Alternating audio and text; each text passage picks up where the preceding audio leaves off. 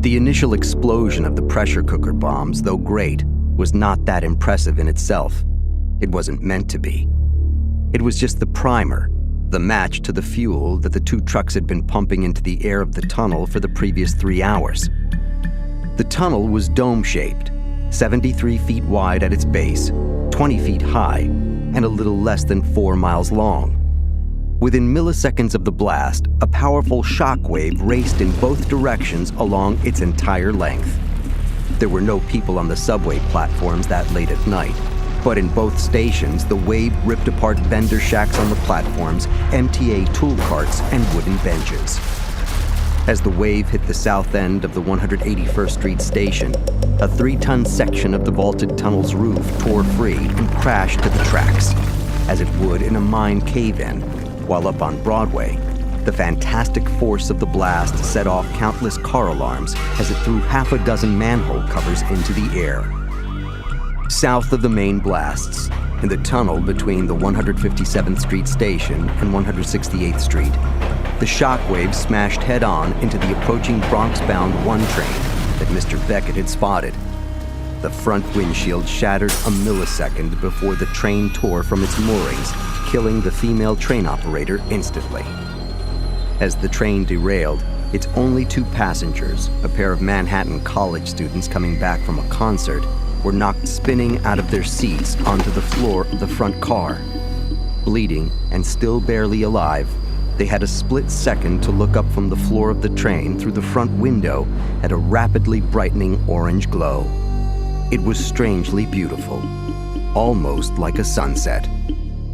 Then the barreling 20-foot-high fireball that was behind the shockwave slammed home, and the air was on fire.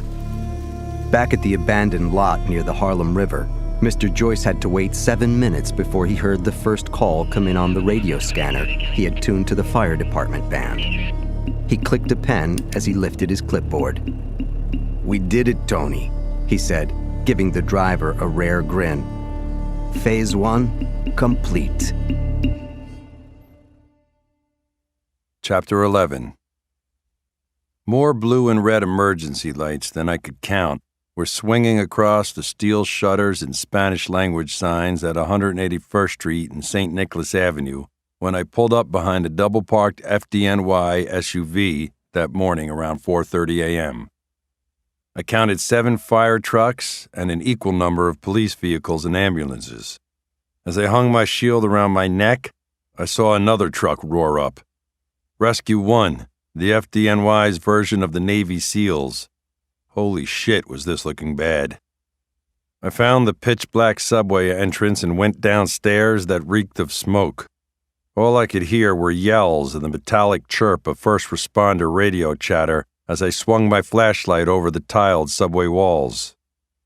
The initial report I received from my boss, Miriam, was that some kind of explosion and a subway tunnel fire had occurred. One memory kept popping into my head as I hopped a turnstile and ran toward the sound of radios and yelling. Don't tell me this is 9/11 all over again. I went past the station booth and almost knocked over white-haired, blue-eyed Fire Chief Tommy Cuniff, thumbing something out of his eye. Chief, Mike Bennett, Major Crimes, NYPD. What the hell happened? Massive tunnel explosion of some kind, Detective, Cuniff called out in a drill sergeant baritone. 2 stations, 168th Street and here at 181st Street, are completely destroyed. We have the fire almost under control here, but there's colossal structural damage, a large cave-in at the south end of the station. It's like a mine accident down there. We're looking for bodies. Is anybody dead? We don't know. I heard over the horn there was a train that got fried a little south of 168th, but everything else is still unknown at this point. I got 2 engine companies down there working a water line that we had to feed 7 stories down through the elevator shaft.